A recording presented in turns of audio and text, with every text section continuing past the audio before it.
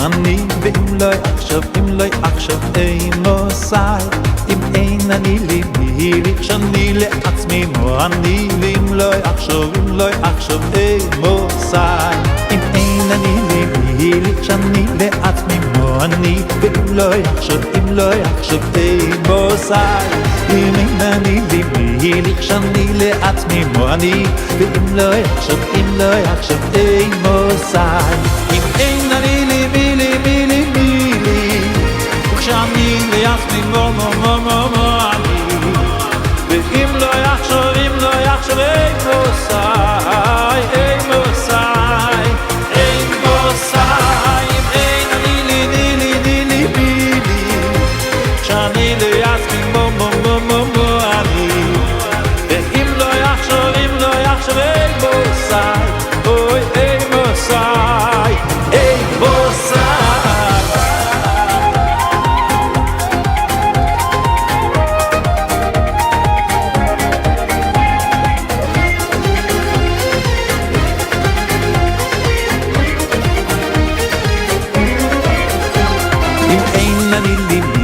שאני לעצמי אני ואם לא יחשוב, אם לא יחשוב מוסי אם אין אני לי מי לי שאני לעצמי אני ואם לא יחשוב, אם לא יחשוב מוסי אם אין אני לי מי לי שאני לעצמי אני ואם לא יחשוב, אם לא יחשוב מוסי אם אין אני לי מי לי שאני לעצמי אני ואם לא יחשוב, אם לא יחשוב מוסי אם אין אני לי מי לי מי לי מי לי שאני לעצמי אני ואם לא יחשוב, אם לא יחשוב מוסי אוי מוסי מוסי אם אין אני לי מי לי מי לי מי לי שאני לעצמי אני ואם לא יחשוב, אם לא יחשוב מוסי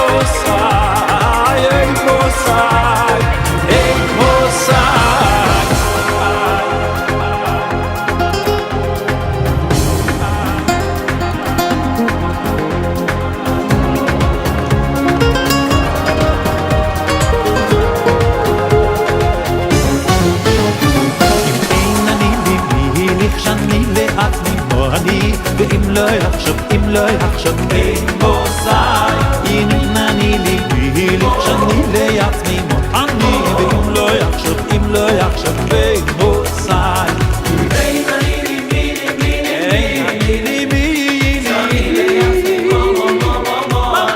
אני לא יחשוב, אם לא יחשוב לא יחשוב, לא יחשוב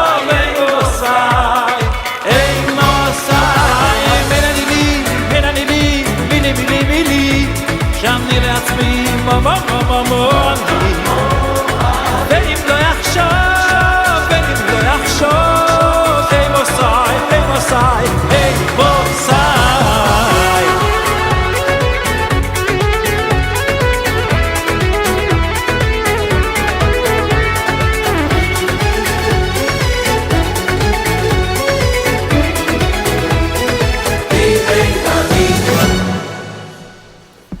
Bueno,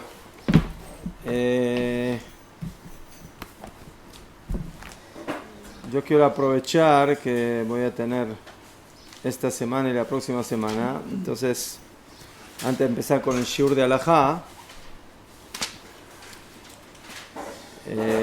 vamos a estudiar también un poquito de Alajá, pero en otro sentido, conectado con la parshá de la semana, que básicamente no es la parshá que leímos ayer, sino la parshá que vamos a leer Bezat Hashem el próximo Shabbat, que es Parshat Jukat. La parshá de Jukat tiene que ver, en su primer tema, con la Pará Adumá, la vaca bermeja, la vaca roja. ¿Qué? Y el tema de la vaca roja, Kamubán, es uno de los temas más secretos, más ocultos que tenemos en la Torá. Como ya aparece en el Talmud, que alguien le preguntó a uno de los sabios de Israel, ¿qué es esa vaca que ustedes agarran y que la queman y que luego agarran las cenizas y las mezclan con aguas y las salpican sobre la persona que se purificó?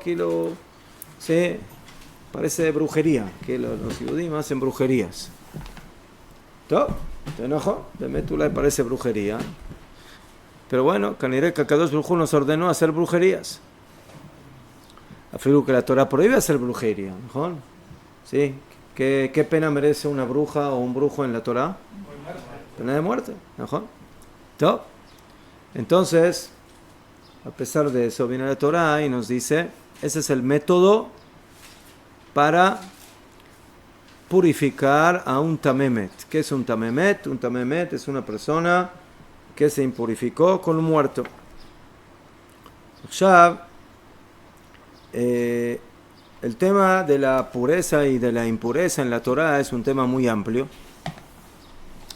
En la Torah vemos que existe la tumá del muerto, existe otros diferentes tipos de tumá, la tumá de la persona que tocó un muerto, la tumá del leproso, la tumá de la mujer que tiene su periodo menstrual, la nidá, la tumá de el balkeri, el hombre que eyacula, la tumá de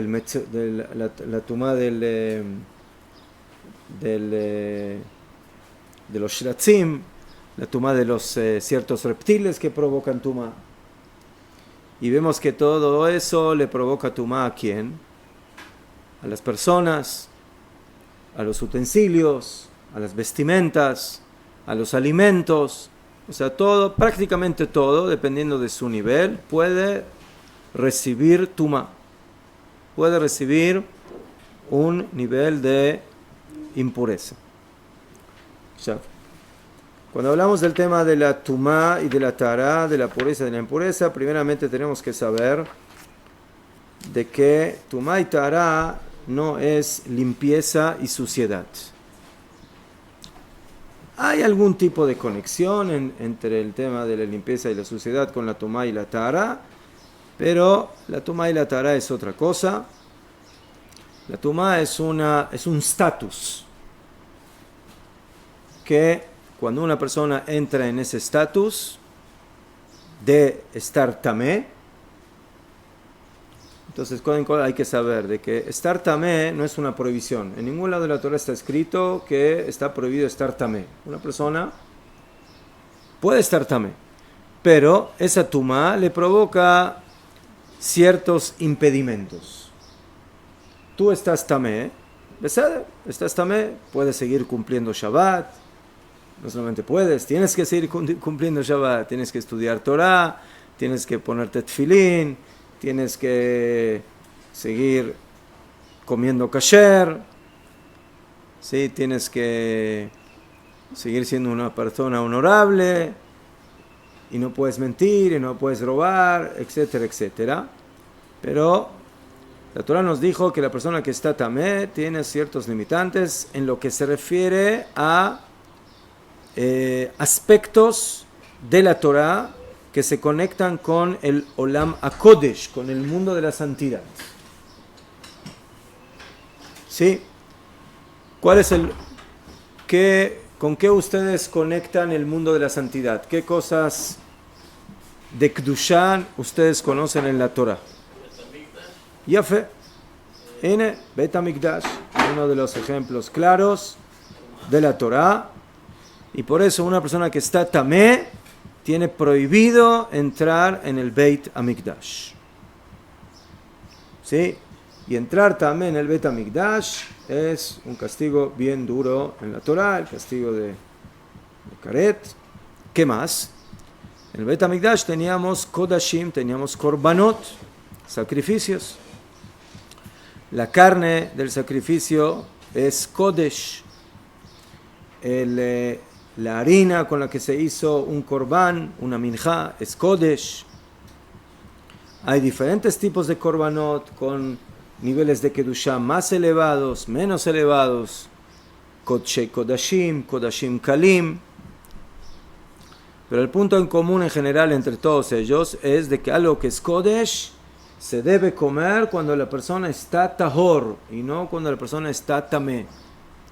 Un Cohen o una persona que quiere comer algún producto de Kodesh, de Korban, lo tiene que hacer cuando está puro. Y si está impuro, tiene que quitar esa impureza. Exactamente como para entrar en el Bet HaMikdash hay que quitarse la impureza y volverse tahor. De la misma manera, para comer Kodesh, para comer Korbanot, hay Korbanot que los puede comer solamente el Cohen varón, hay Korbanot que los come también el que trajo el Korban, afilu que es Israel. Entonces, no hay ningún problema, es mitzvah comer Korban, pero con una condición. ¿Sí? Y la más importante, hay otras, pero la más importante es que la persona esté pura. Taor. Después, en la parashá de esta semana también leímos de que hay un producto que se le da al Cohen que se llama truma. Y la truma es el 2% de la cosecha, que según Jajamim, eso es lo que hay que darle a los Kohanim. Y esa truma también en la Torah se denomina Kodesh. El segundo diezmo también según la Torah tiene Kedushá. También los bikurim, las primicias que se traen son Kedoshim. Todo eso requiere de que la persona en el momento que consuma el producto esté tahor, esté puro. ¿Okay?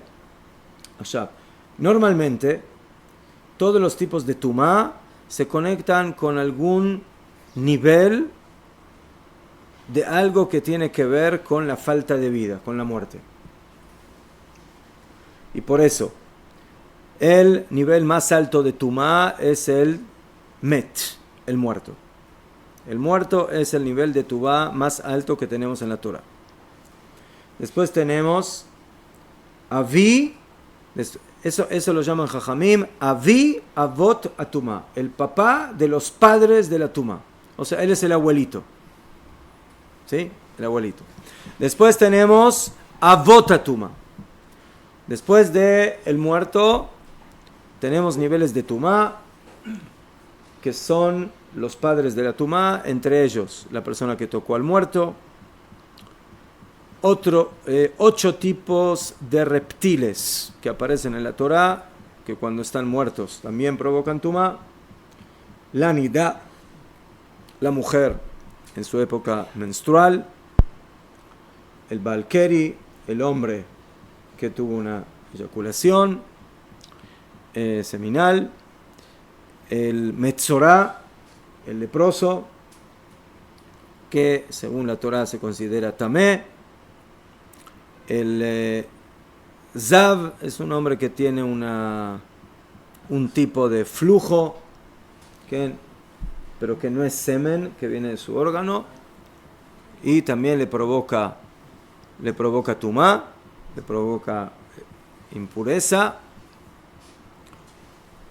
Una nevelá, un animal muerto que se le hizo, que murió sin shejitá, o que se le hizo mala shejitá.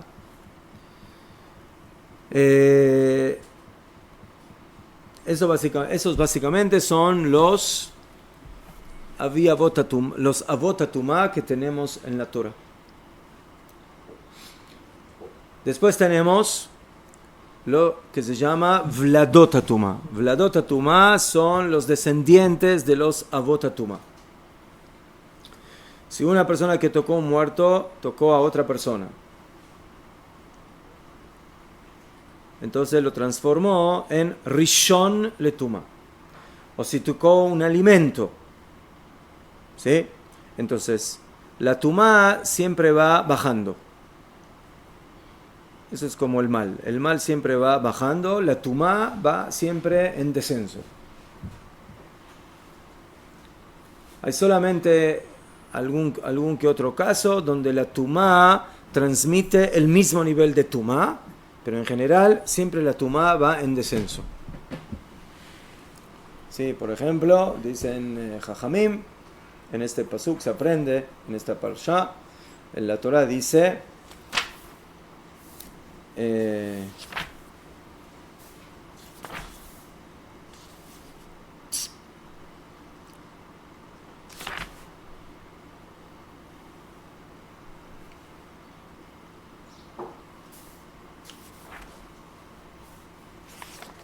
dice la Torah,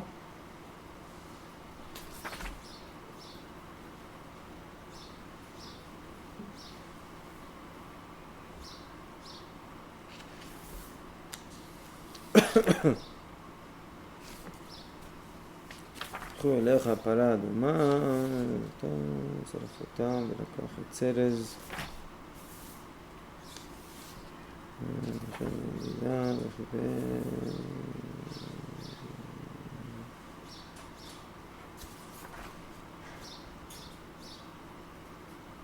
כן, dice la Torah, בכל אשר יגע על פני השדה,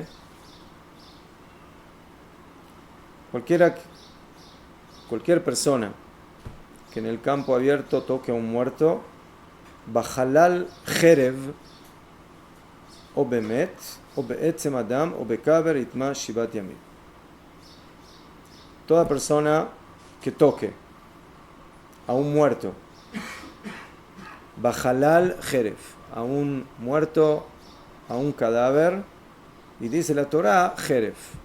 ¿Qué significa muerto? Que fue muerto por espada. O Bemet, o que toque a otro muerto. Hay que ver cuál es la diferencia entre un hombre que murió con una espada o un hombre que murió por otra cosa. O Bekeber, o que haya tocado una tumba, una sepultura. Itma Shivat Yamim, entonces va a estar impuro 7 días. Dicen Jajamim, ¿qué significa? ¿Por qué trajo el ejemplo del hombre que murió con la espada? Y si murió con ahorcado, o si murió de asfixia, o si murió de otra manera, ¿qué diferencia hay entre cómo murió la persona para que provoque tumá? Un muerto provoca tumá, lo me llame cómo se murió. El momento que murió provoca tumá por el mismo hecho de estar muerto. Dicen Jajamim, no. Aquí la palabra espada te quiere enseñar que Jerev arei hu que halal, que la espada que mató al muerto tiene la misma categoría de tumá que el muerto.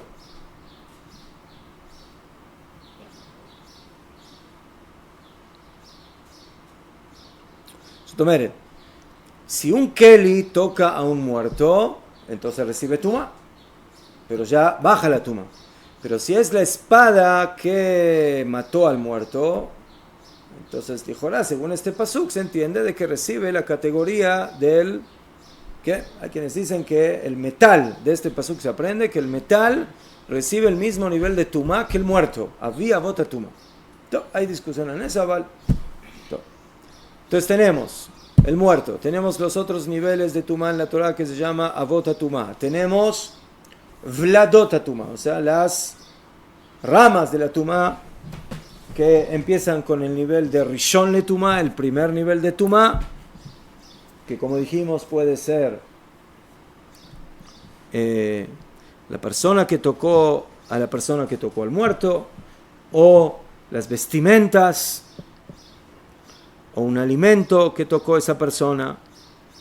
Entonces eso pasa a ser al nivel de Rishon le Tumá, el primer nivel de Tumá. Si le permite un Rishon le Tumá, pues igual tienen las mismas provisiones que una Tumá. ¿Qué? ¿Está bien?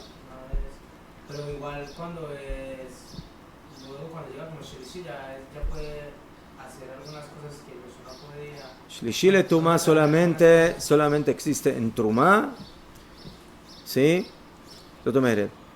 Por ejemplo, en alimento normal, el máximo nivel de Tumá es Sheini le Tumá, ¿sí? El segundo nivel de Tumá, Kilu, el segundo de las ramas, ¿sí? Después de Abota Tumá. Pero si por ejemplo hay algo que es Sheini le Tumá y toca un alimento normal, ya no transmite Tumá porque La tumá máxima lleva hasta Sheini le tumá, hasta el segundo nivel. Pero ¿qué puede sí provocarle tumá? A la trumá. La trumá, como es un alimento que tiene que dushar, Jajamín decretaron que se puede, o sea, la halajá es de que sí se transmite la tumá a un tercer nivel de tumá, y después si es carne o alimento de corbán, de sacrificio, puede llegar a filo al nivel de cuarto nivel de tumá, reví le tumá. Pero eso solamente es por el nivel de kedusha que tiene ese tipo de alimento. Ya, entonces en esta parsha estudiamos la ley de la paraduma, que nos enseña cómo purificar a una persona que estuvo en contacto con un muerto, o todo lo que haya estado en contacto con un muerto, que puede ser un utensilio, una vestimenta, ¿sí? Entonces todo lo que haya recibido la tumá del tamemet, del met, del muerto, necesita un proceso de purificación especial, diferente a todo lo demás. Todos los demás niveles de tumá, lo que van a necesitar normalmente, como van que hay diferencias, pero en forma general lo que van a necesitar, o de manera inmediata, o después de 7 días, dependiendo del tipo de tumá, es mikve, tevilá. Pero la tumá que se adquiere por medio de un muerto no le sirve solamente la mikve, sino que necesita un proceso que es el proceso de la pará aduma. ¿Qué significa? Que se quema a una vaca totalmente roja, sus cenizas se mezclan con maim jaim, con aguas de manantial, y esa mezcla se salpica en el hombre, en la vestimenta, en el utensilio, en el mueble, para que se purifique. Y eso se hace 2 veces. El tercero y el séptimo día, ¿sí? Después de haber recibido la tumá, y después de ese séptimo día, el Señor tiene que se purificó, necesita hacer tevilá, y de esa manera se purifica totalmente. Allá. ¿De qué manera el muerto impurifica? Entonces nosotros vamos a ver un poquitito lo que nos enseña el Rambam en el Mishneh Torah, en el Sefer HaTahara, en el libro de la pureza, en uno de los 14 libros del Mishneh Torah, el Yad HaChazaka. Entonces, Koden Kol, el Met impurifica de 3 maneras. Magá, contacto, o sea, tocar al muerto. Masá, cargarlo, afilu que no lo estoy tocando. Bueno, aquí que estoy cargando un ataúd, o alguien me puso encima al muerto, pero yo no lo toco directamente, sino que está encima de mi vestimenta, no lo estoy tocando directamente. Tocar significa tocarlo con el cuerpo, con las manos. Y esa es la segunda manera de cómo recibir la tumá del met, tumat masá, la tumá de la carga.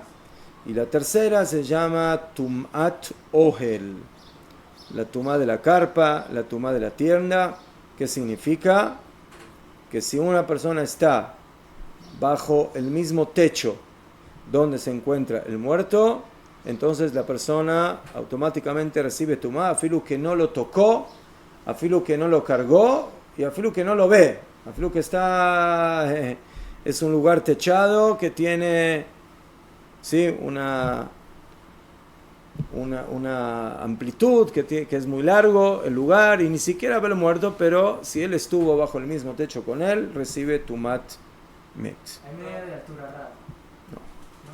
También si se techo muy alto. No. No, si está en el mismo techo, pero el muerto está en un ataúd o envuelto en una bolsa también. No, vamos allá. Vamos a ver de que hay kelim, los kelim de Jerez. Los kelim, los utensilios, reciben tuma. ¿Sí? Hay kelim de metal, hay kelim de barro, hay kelim de vidrio, hay kelim de madera, hay kelim de cuero. Entonces, hay diferentes alajot para cada tipo de material de keli, cómo recibe tuma. ¿Okay?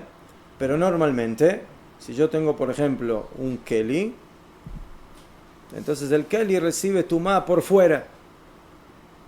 ¿Sí?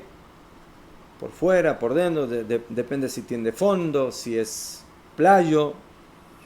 ¿Sí? Ya. Hay un tipo de keli que es kli jerez, utensilio de barro, que no recibe tumá por fuera, sino que solamente recibe tumá por dentro. ¿Sí? Sotomeret, que si yo, por ejemplo, tengo un reptil muerto, uno de los 8 reptiles muertos que provocan tumá, y ese reptil muerto tocó la pared de la olla por fuera, eso provoca tuma. Pero ¿qué pasa, por ejemplo, si yo agarro ese mismo reptil, ¿sí?, y lo tuvo que haber tocado, ¿sí?, en el momento que lo tocó le provoca tuma? La tuma se transmite vía el tacto. ¿Qué? Allá, otra vez, hay algunos tipos de tumot que también se transmiten cargando, hay algunos que también se transmiten en el oel, pero eso va cambiando de acuerdo al tipo de tumor. Ya, si yo agarro un reptil muerto y lo cuelgo en una soguita y lo meto adentro del keli, ¿no? Si no tocó al keli, no lo tocó, está adentro pero no lo toca. Está en el espacio pero no lo toca. Según la halajá, el keli está tahor. Solamente hay una excepción donde el keli se hace tamé. En un caso así, que es si es kli jerez. Si es kli de barro. Si es kli de barro y penetró dentro del keli la tumá, afilu que no tocó al keli, el keli está tamé. Y al revés, si la tumá tocó al keli jerez, pero lo tocó por fuera, no recibe tumá. O sea, lo que provoca tumá en todo lo demás, no provoca tumá en el utensilio de barro. Y lo que provoca tumá en el kli de barro, no provoca tumá en todo lo demás. ¿Entendieron lo que acabo de decir? Eso tomeret. ¿Hay explicación para eso? ¿Ah? ¿Hay explicación de por qué o no? Eso es... Aquí no estamos en clases de filosofía, estamos en clases de halajá. Pero la halajá con base de... Bueno, aquí esto también por fuera porque eso...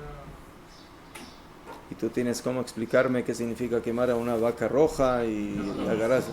¿Ah? Eso es un hukim, pero eso también es un... Esto también es hok. Todas las leyes de Tumá y de Tará tienen hok. Como todo tiene su explicación, que de alguna manera, también a nivel espiritual, aval.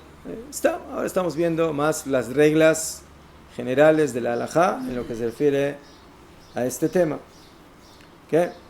Entonces, por eso, si un utensilio de cualquier material está en un lugar donde hay un muerto, recibe tuma, menos un utensilio de barro que no recibe tuma por fuera. Si recibiría tuma por fuera, sería tamé como todos los demás kelim. Pero como recibe tuma por dentro, o sea, la tuma se manifiesta cuando el keli recibe la tuma de manera interior. Entonces, si el kli de barro está abierto, entonces la tuma del ambiente también penetra dentro del keli. Pero ¿qué pasa si el keli está cerrado de manera hermética? Entonces, eso es lo que la Torah dice en esta parshat, Tzamit Patil, o sea que está cerrado, pero no cerrado kajastam, está cerrado de una manera que, ¿sí?, es es difícil abrirlo, o sea, está cerrado de una manera fuerte, hermética. Cómo eso funciona lógicamente, hay que estudiarlo, pero en un caso así, el keli de barro no recibe tumá.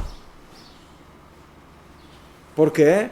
Porque para que se haga tamé, la tumá tiene que penetrar, pero aquí no puede penetrar, ¿por qué? Porque está cerrado de manera hermética. ¿Beseder? Todos los demás kelim se impurifican, ¿por qué?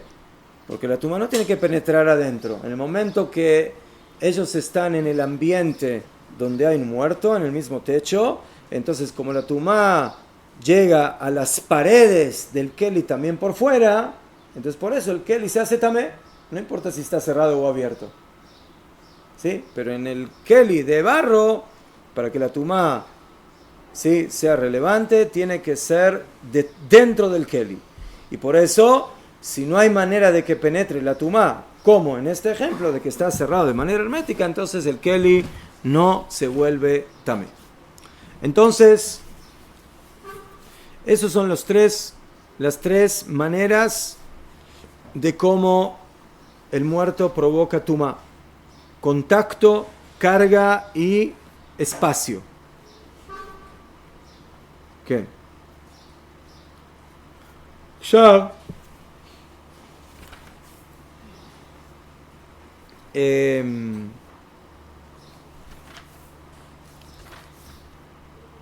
Esa es la manera de cómo se provoca la tumá del muerto. Después el Rambam, luego de ¿cuántos capítulos? 25 capítulos que nos habla del tema de Tumat Met, de la tumá del muerto. El próximo tema que trae es alajot de la pará adumá. ¿Qué? Alajot de pará adumá, que el Rambam nos da 15 capítulos que hablan de las alajot de la pará adumá. Entonces, para que vean un poquitito cuáles son los temas, y vamos a tocar alguna que otra alajá. Por ejemplo, el primer tema en el primer capítulo habla en general del tema de la kashrut, de la pará y de los que se ocupan de ella. Zotomeret, ¿cuál es la vaca adecuada para utilizar para esta mitzvah? ¿Y quién es la persona o las personas que se pueden y se deben encargar de hacer todo este proceso, de hacer toda esta preparación de esta pará? Después, el segundo capítulo nos habla de la preparación del Cohen que quema la pará. El Cohen que quema la pará tiene que tener una preparación, se lo apartaba 7 días, ¿sí?, antes de empezar a quemar la pará adumá y demás, y básicamente de los preparativos para hacer este acto. El tercer capítulo ya nos habla de cómo se hacía el acto mismo, cómo se quemaba a la vaca y cómo se trataba a las cenizas, qué se hacía con esas cenizas, cómo se las cuidaba, cómo se las preparaba. Después, el próximo tema nos habla de las cosas que provocan psul, o sea, que anulan la validez de la pará o de lo que se hace en el proceso de la pará. Cuando se sacrifica la vaca, cuando se recibe la sangre, cuando se quema la vaca, cuando se junta las cenizas, cuando se la mezcla con el agua, en todo ese proceso hay que tener cuidado de que lo que estamos haciendo no se haga de una manera que provoque que esto se anule y que no sirva. ¿Qué? Todas esas alajot las trata el Rambam. Después, en el próximo capítulo, nos hablan de la tumá que reciben, la impureza que reciben los que se ocupan de la pará. Es una un tema famoso en el tema de la pará dumá, que la pará dumá se hace para purificar, pero todos los que trabajan en la preparación de la pará se impurifican. ¿Sí? Esa es una de las incógnitas que tiene esta mitzvah, que purifica a los impuros e impurifica a los puros. ¿Ah? Es difícil de entender, ¿verdad? ¿Verdad? ¿Verdad? ¿Verdad? ¿Qué?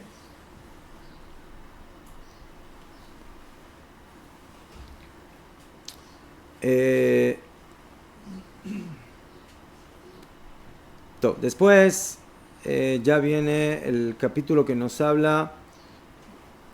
Todo esto es básicamente la preparación de la pará dumá. Después vienen unos capítulos de cómo se prepara el producto que nos va a servir para purificar al muerto.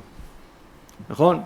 El producto que me va a servir para purificar al muerto, que es las cenizas de la vaca y las aguas de manantial, Maim Haim, que se mezclan. Entonces todas esas alajot, cómo se llenaba, qué se ponía primero el agua, después las cenizas, cómo se hacía toda la preparación, qué utensilios se utilizaban para eso, qué tipo de aguas son las que sirven para cumplir con esta mitzvah.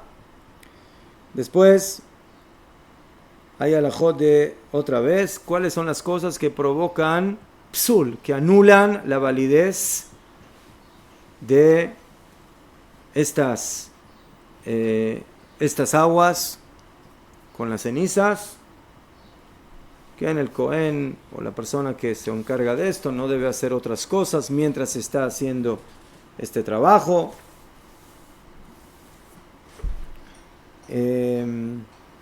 Cómo se debe cuidar. Después viene la explicación de cómo se hace la mitzvah, cómo se salpica, de qué manera, si hay alguna parte especial en el cuerpo, o en la vestimenta, o en los utensilios. En forma general, una gota que cae sobre la persona que está impura, no importa en qué parte del cuerpo, mientras sean partes externas del cuerpo, afilo una gota provoca la purificación. ¿Sí? No le tienen que tirar medio litro de agua, ¿sí? De estas, ¿sí? Con una gotita, maspik, también a los kelim, también a los utensilios, también a las vestimentas, todo eso provoca la tahara. Tiene la ropa puesta también. ¿Ma? La ropa puesta y le cae sobre la ropa. Tú preguntas si tiene que caer sobre el cuerpo directamente, el hijora que sí. Si quiere purificar cuerpo y vestimentas, el hijora va a tener que hacer 2 veces, para el cuerpo y para la vestimenta. No, y si solo era una gota, ¿qué hacía con el...? ¿Ma? Si solo era una gota que la purificaba a la persona, ¿qué hacían con el resto del...? Lo guardaban, ¿no? Más o menos. Se lo guardaba. Eso era algo que lo tenían que usar constantemente. ¿Sí? Una persona que había estado en contacto con un muerto de alguna manera y ahora quería ir al Bet HaMikdash, o era Cohen y necesitaba comer trumá, o Bichlal, era una persona que necesitaba comer corbán, que necesitaba traer, ¿sí? Que necesitaba subir al reggae, en las 3 fiestas, en Pesach, Shavuot y Sukkot. Entonces, en el momento que las personas estaban, ¿qué? Todas van a ir algunas alajot, caja, están de lo que nos salga para cumplir con la mitzvah de estudiar algunas alajot que tienen que ver con la parsha. Entonces, con la pará tiene que ser roja, tiene que tener 3 años o 4, pero si es más viejita también es ksherá. Pero, ¿por qué no esperamos? ¿Por qué no nos esperamos a la edad que tenga una edad mayor? Entonces, ¿Ah? a él le No, trabajo, no, Haz v'Jalila, la parada humana no puede trabajar, Asur. Entonces no puede, pero fue mayor, tal vez ya lo usaron. ¿Entiendes lo que le digo? Si se quiebra un piecito, igual se puede usar para purificar o no. El tema es de que tenemos que tener la seguridad de que se mantenga el color rojo. O sea, ustedes saben, ¿no? Yo tenía en alguna época tenía color rojo en mi barba. ¿Ven? Yo era Adom, era como la vaca bermeja, pero era hombre bermejo. ¿Sí? ¿Y qué quedó de eso? Nada. Entonces, cuanto más viejita se haga la vaca, también existe el peligro que le empiecen a salir los pelos blancos. Entonces, por eso, cuanto más joven es ¿ah? Sí, pero la carne no es problema, porque no la vamos a comer, la vamos a quemar.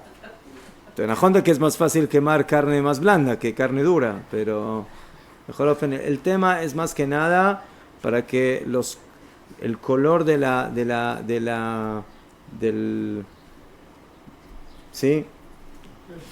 pelo de la vaca no se haga oscuro, ¿sí? O sea, que quede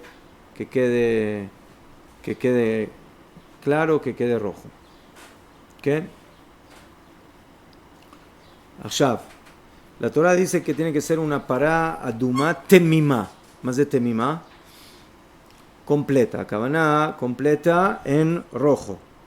Zotomeret no completa en su altura o en sus miembros, sino más que nada en el tema de que debe ser totalmente bermeja, hasta tal punto que si tiene solamente 2 pelos, o blancos, o negros, que no son rojizos, entonces esa pará básicamente está psulá y no sirve para adumá. ¿Sí? No sirve.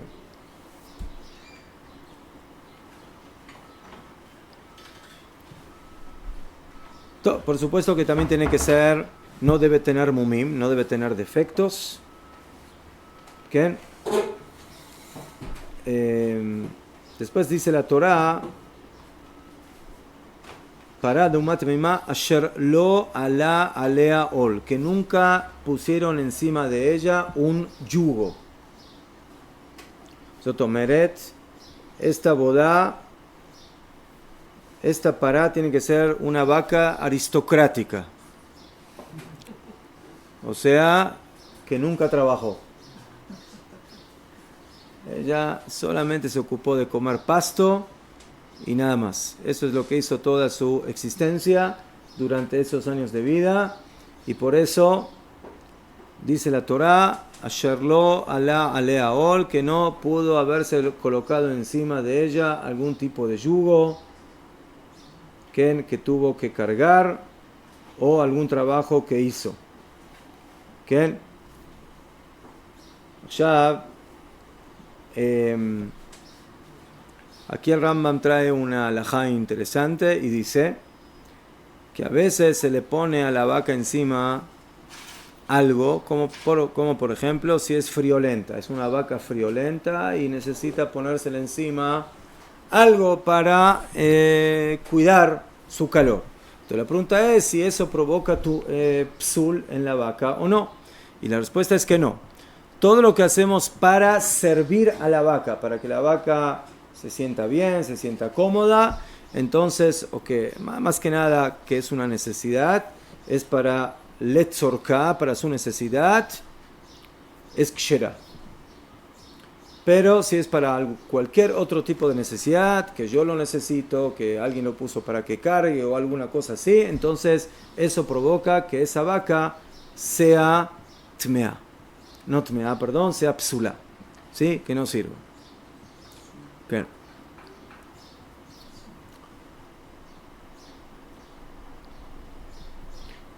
La Gemara cuenta un sipur de una persona que quiso engañar a los jajamim y les quiso vender una vaca que era roja, pero que le puso algo encima. Entonces esa vaca es psula. Entonces se la dieron a jajamim. Jajamín la revisaron, estaba bien roja, ¿ves? Pero le dijeron, lamentablemente no la podemos usar. ¿Por qué? Porque esta vaca cargó algo encima suya.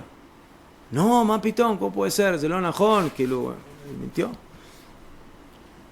Hasta que al final Caniré o reconoció, no me acuerdo exactamente cómo termina el Sipur, pero Bejolofen, los jajamín se dieron cuenta de que esa vaca había sido utilizada. Entonces, ¿cómo se dieron cuenta? Entonces, ahí explican de que vieron cómo los pelos que tenía encima estaban medio doblados, o sea, no estaban rectos, normales, sino que se notó de que habían puesto algo encima de ella y por eso estaban doblados. Entonces ahí descubrieron de que Bemet la vaca había cargado carga, se le había puesto un yugo encima y por eso esa vaca era psulá y no servía para la mitzvah.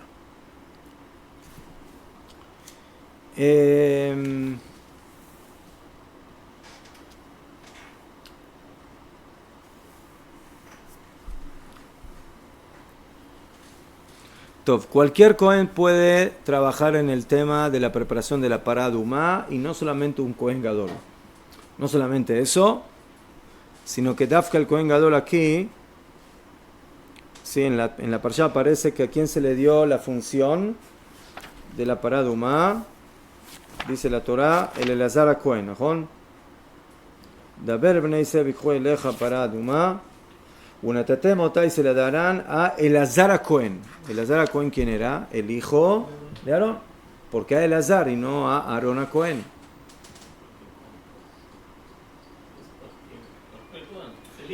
No, pero Elazar era Sgan, era como el vice, como el segundo.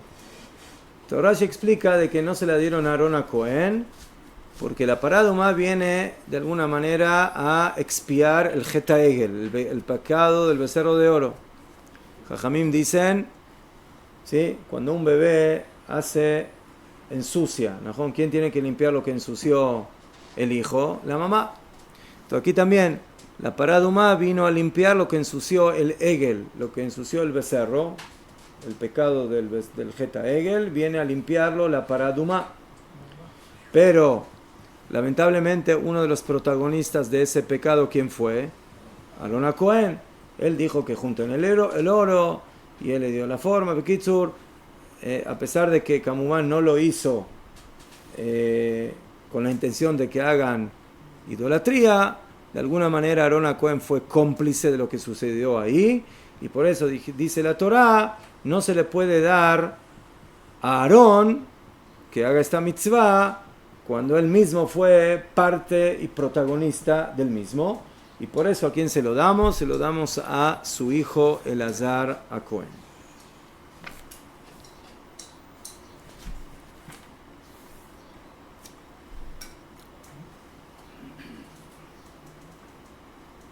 Dijimos que el Cohen que se encargaba de la preparación de la pará adumá, 7 días antes había que separarlo, ¿qué? Para cuidar su pureza, tenía que estar pura. Y durante los 7 días se le salpicaba de la pará adumá, Kamumán, no de la que él va a hacer porque todavía esa pará adumá está viva, sino de una pará adumá anterior. Y durante los 7 días se lo preparaba, exactamente como se apartaba al Cohen Agadol antes de Yom Kippur, Najón 7 días, Najón que se lo apartaba, se lo preparaba y se lo purificaba para la boda de Yom Kippur, así también se hacía en este caso.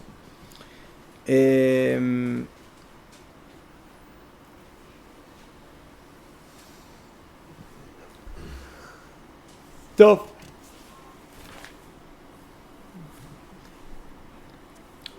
¿Quién sabe dónde se quemaba la pará adumá? ¿En dónde? ¿En el Bet HaMikdash? ¿Ah? Afuera. Najón. Entonces aquí hay que entender algo importante. La pará adumá no es un corbán, no es un sacrificio. ¿Sí? ¿Qué es un sacrificio? ¿Qué es un corbán? Un corbán es un animal que se degolla en el Bet HaMikdash se agarra su sangre y se le salpica sobre el mizbeach, sobre el altar. Eso es un corbán. ¿Sí? Corbán que depende de qué tipo de corbán y cuánto se salpica y en qué parte, pero en forma general esa es la base de un corbán. Cuando hablamos de la pará adumá, las cosas no son así. A la pará adumá se la sacrificaba, se la degollaba en lo que nosotros hoy en día denominamos har azeitim. ¿Saben lo que es har azeitim? ¿Qué es har azeitim? El manto de los olivos, Najón. ¿En dónde está? ¿En qué parte de Jerusalén respecto al Bet HaMikdash está el monte de los olivos? ¿Ah? Enfrente, ya sé, pero ¿dónde? ¿Norte, sur, este, oeste? ¿Ah? Este, Najón. Ya fe, al este. Yo hace algunos años estuve ahí, hay un hotel ahí donde se hizo hay un congreso de rabinos y el hotel Mamash está bediuk, enfrente se ve la mezquita, ¿sí? Besat Hashem, que ahí se construya pronto el Bet HaMikdash, exactamente enfrente. Y hay quien dijo que Yaholiot, que nosotros estamos más o menos, no exactamente, pero más o menos ubicados en el lugar donde se preparaban las parot adumot. ¿Sí? Y ahí el Cohen salpicaba un poco de sangre en dirección, pero otra vez, esto no era corbán. Esto no tenía la definición de un sacrificio, sino que es algo especial, que es la preparación de la pará adumá. Muy bien. La preparación de la pará adumá requería de que las personas que la preparen estén purificadas, sepan cómo van a hacer su trabajo, como corresponde.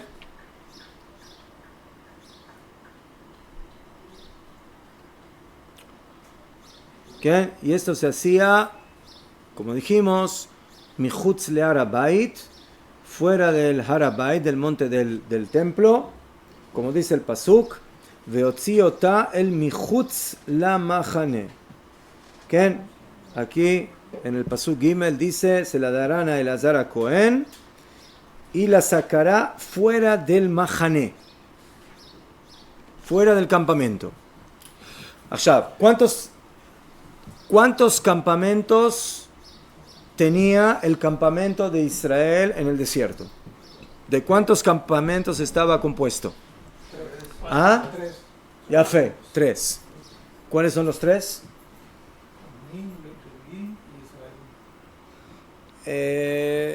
Casi.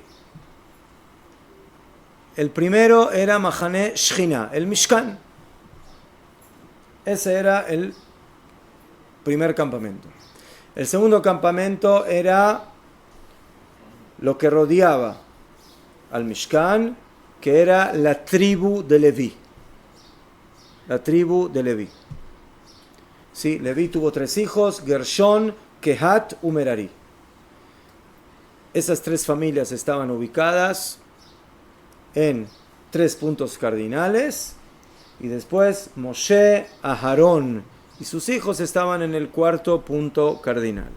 De esa manera, el segundo campamento era la tribu de Leví, que incluía Kohanim y Levim. En esos momentos, básicamente los únicos Kohanim que habían eran Aarón y sus hijos.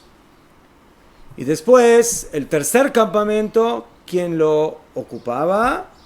Las 12 tribus de Israel. Rubén, Shimón, Bejule, las 12 tribus, 3 tribus de cada lado. Sí. Esos 3 campamentos tienen un paralelismo a lo que va a suceder cuando Am Israel entra en Eretz Israel y construye el Bet HaMikdash.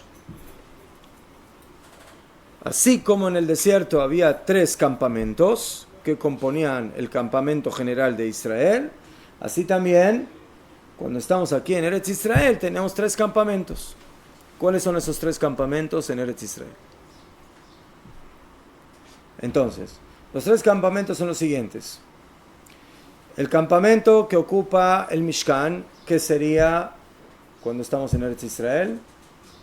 Al Bet HaMikdash. ¿Sí? Se tomé desde la Azara, desde el lugar donde penetran solamente ahí los Kohanim y donde se hacen los Korbanot. Básicamente ese es el lugar que se considera Mahané Shechina, el Mahané Keilu de HaKadosh Baruj Hu. Después, Mahané Levia, el Mahané que corresponde a los Leviim en el desierto. ¿Cuál sería en el lugar del Mikdash? ¿Qué parte sería que está fuera del Mikdash? ¿Cómo se llama esa parte? El Har Habayit, el monte del Bet HaMikdash. El Har Habayit, desde la entrada del Har Habayit hasta la Azara del Bet HaMikdash, se considera Mahané Levia. Y después, fuera del Har Habayit, todo Jerusalén se considera que Mahané Israel. ¿Ah? Yo me iba a saltear lo del monte. Yo iba a decir, no voy a hacer Jerusalén, pero no, es primero lo de el monte. Entonces, básicamente así está formado el campamento, los 3 niveles. Jerusalén hasta el Har Habayit es Israel. El monte del Bet HaMikdash hasta la Azara, hasta el lugar del Bet HaMikdash, es Leví. Y el Bet HaMikdash es Shechina, el Mahané de la Shechina. Entonces, ¿en dónde se hacía? ¿En dónde se quemaba la Pará Adumá? ¿En qué lugar se hacía? Fuera del Mahané. ¿Pero de cuál? ¿De cuál de los 3 Mahanot se hacía esto? ¿Ah? ¿De cuál? Ya fe, fuera de todos. O sea, que eso se debía hacer fuera de los 3 Mahanot. O sea, básicamente fuera de Jerusalén. Hoy en día, fuera de Jerusalén, habría que ver dónde es fuera de Jerusalén. La pregunta es, ¿qué consideramos Jerusalén? ¿Sí? ¿Qué es Jerusalén?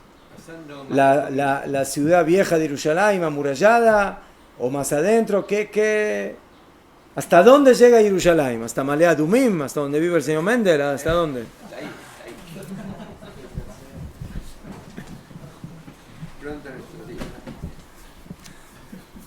Pronto Jerusalén va a llegar hasta Tel Aviv. Muy pronto.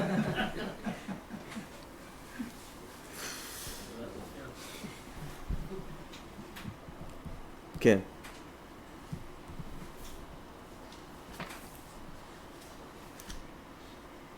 Top.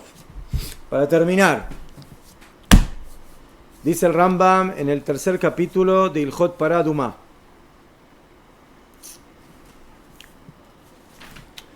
¿Qué hacían cuando quemaban una pará?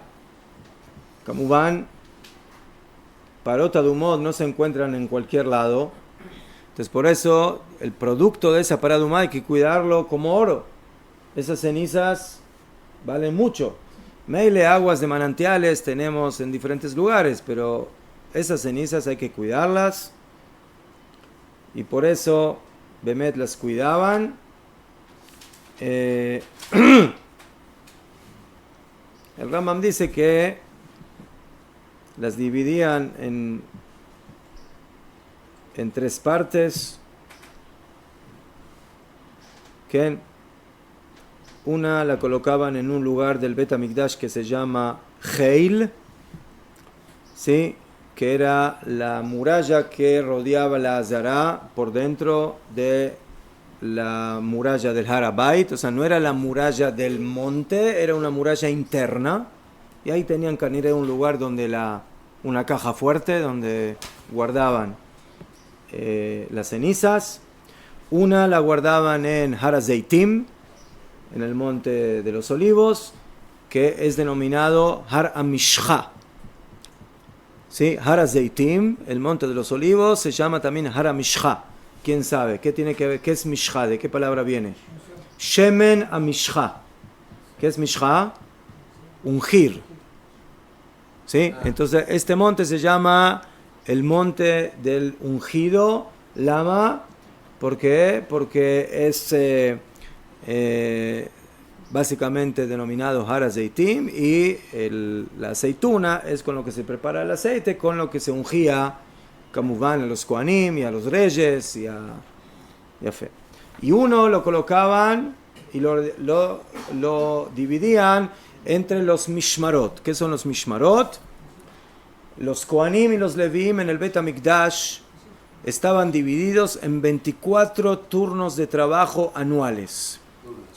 No todos los Kohanim trabajaban los mismos días y ni siquiera las mismas semanas. ¿Sí? Los profetas, los reyes, dividieron a los Kohanim en 24 turnos. Primera semana trabaja un turno, segunda semana otro turno, tercera semana otro turno. Después, eso se llama Mishmarot. Mishmeret. Después... No crecían después, seguían creciendo. ¿Sí? Y luego cuando Asma. les tocaba menos tiempo de trabajo. Después, cada Mishmeret a su vez se dividía en Beit Av, más Otomeret, en familias. Digamos de que había un grupo de Kohanim que le tocaba esta semana. Ya en una semana hay varios días, hay 6, 7 días, ¿no? En Shabbat también hay que servir en el Bet HaMikdash. Entonces, ¿cómo se dividía a todo ese turno semanal en los días? Se los dividía por días. ¿Sí? Asbon aquí de que en este grupo de Kohanim hay, yo qué sé, 20 familias, 30 familias. Entonces, la familia fulana y mengana trabaja Yom Rishon. La familia, ¿sí?, llamada tal y tal, trabaja Yom Sheni. Las otras familias trabajan Yom Shlishi y así sucesivamente. Después hay una duda, ¿qué pasa en Shabbat? Porque en Shabbat todos querían trabajar, es un día Kadosh. Hay quienes dicen que no, que había un turno y al que le tocaba suerte hacían un sorteo, le tocaba Shabbat. Y hay quienes dicen que no, que se dividían en 6 turnos, pero en Shabbat todos servían de alguna manera en el Bet HaMikdash. ¿Cómo se llama ese grupo, ese turno dentro del turno general de la semana? Beit Av. Beit Av es como familia. ¿Sí? Entonces, en la semana se llama Mishmeret y en el día se llama Beit Av. Ahora, si tengo 24 turnos por semana, ¿no? ¿Cuántas semanas hay por año? Más o menos. Más o menos. Entonces, 24 turnos. Repitamos otra vez 24 turnos. ¿Cuánto me da? 48. ¿Cuántos quedan? 4, 5, 6. Entonces, ¿cuántas veces por año trabajaba un Cohen? 2 veces al año. 2 veces. Qué duro, ¿eh? Allá. Entonces, ¿sí? Si hay 24 turnos, ya, cada turno no es una semana entera. Cada turno trabaja, cada uno de ese turno trabaja un día. ¿Cómo va? Había una excepción. ¿Cuándo había más trabajo en el Bet HaMikdash en general? ¿Cuándo había más trabajo? Hagim. En los Hagim ahí había más trabajo, entonces trabajaban, ¿sí? Pesach, Shavuot, Sukkot, todos Bnei Israel venían, traían sus korbanot, ¿sí? Entonces ahí todo lo que no trabajaban en el año lo tenían que trabajar, ¿sí? ¿Qué? Yo siempre decía, cuando fungía como rabino en la comunidad, decía, todos trabajan en la semana y yo trabajo en Shabbat. Así es, o sea, así son los Kohanim. Los Kohanim no trabajan todo el año y en las fiestas cuando todos festejan, ellos trabajan. O sea, cajas de cada uno con su función. Una pregunta. La paraduma, nosotros tenemos que la vaca Sí. tiene la mitad de adelante pura, la mitad de atrás impura que no la usamos. No, la vaca se quemaba completa. Esta vaca no es para comer, sino Mendel. Esta vaca es para sus cenizas. Pero tenía también la consideración, esta no. No. Se quemaba todo completo, sin... Aquí no había... Sí. No se tenía que quemar con un hisopo y lana. Najo. Top, en ese detalle no entré, no llegamos. Esto lo dice la Parshá. Pero lo que yo quería terminar de contarles es de que además de que se guardaba con mucho cuidado, entonces dice el Rambam, también se le daba parte de las cenizas a los 24 turnos que tengan, porque posiblemente en cada turno iban a necesitar de utilizar, venía una persona o ellos mismos necesitaban purificarse, entonces tenían que tener a mano esas cenizas, el Efer para Aduma. Muy bien. Termina el Rambam diciendo en el tercer capítulo, tuvimos en la historia 9 parot adumot, 9 vacas bermejas, ¿sí? Se hicieron 9 ad shecharab abayit hashnia, hasta el segundo Bet HaMikdash, cuando se destruyó el segundo Bet HaMikdash. La primera la hizo Moshe, la segunda la hizo Ezra, y hubo 7 desde Ezra hasta la destrucción del segundo Bet Mikdash. Y la 10ª, ¿quién la va a hacer?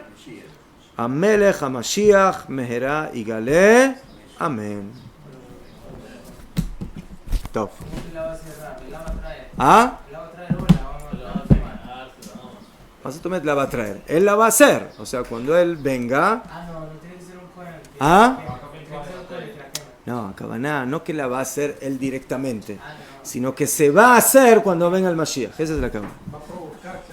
Sadar, Tov, Hamesh Dakot.